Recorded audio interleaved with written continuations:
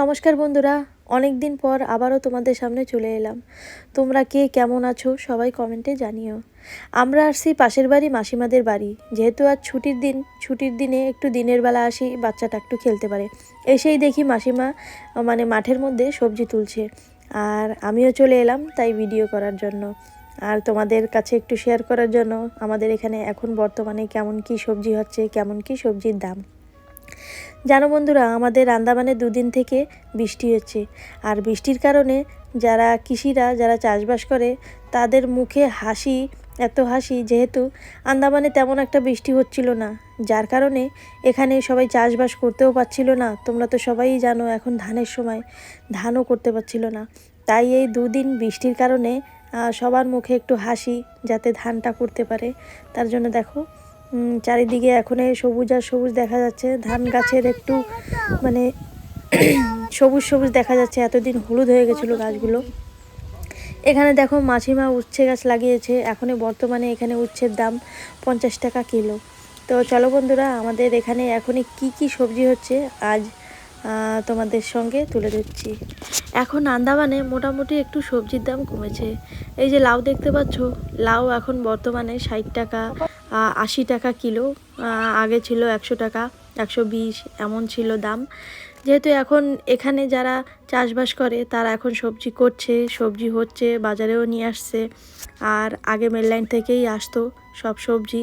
যখন বৃষ্টি হয় তখন একটু সবজির দামটা বেড়ে যায়, যখন আবার বৃষ্টি কম হয়ে যায় তখন আবার সবজি এখানে হয়ে যায়, তখন সবজির দামটা একটু কমে যায়।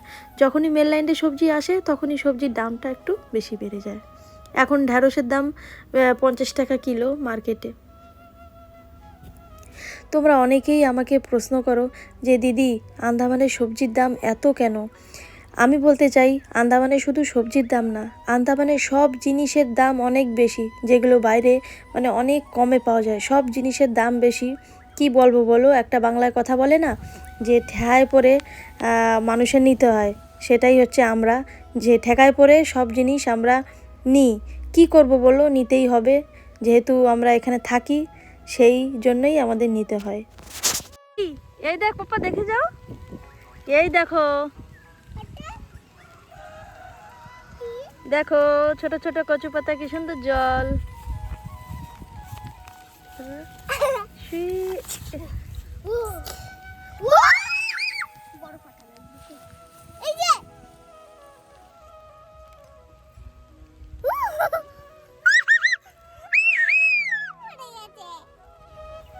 ওটা হয়েছে।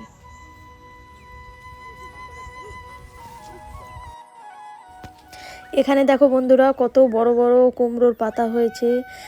এই মাসিমারা তেমন একটা সার জাতীয় জিনিস ব্যবহার করে না, ওনারা বেশিরভাগ গোবর সার দিয়েই লাগায়। আর আমিও দেখি যে গোবর সার আগে, কোনো সবজি লাগানোর আগে গোবর সার দেয় বা পরেও দেয়। তো এনাকে সবজি খেতে খুব ভালো লাগে, যেহেতু তেমন একটা সার টার দেয় না।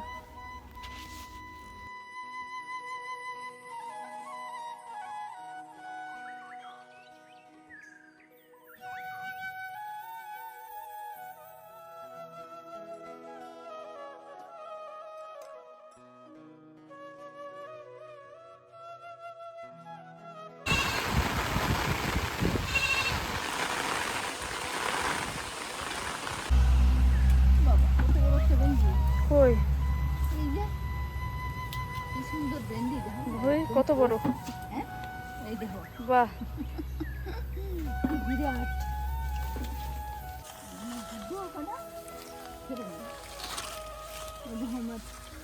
কি গাছ এই নতুন লাগাইছো? ঝিঙা গাছ, বাহ, ঝিঙে।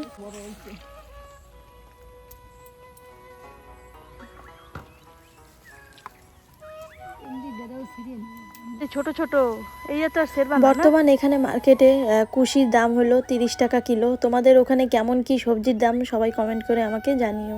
আর হ্যাঁ, কে কোথার থেকে দেখছো ভিডিওটা সবাই জানিও।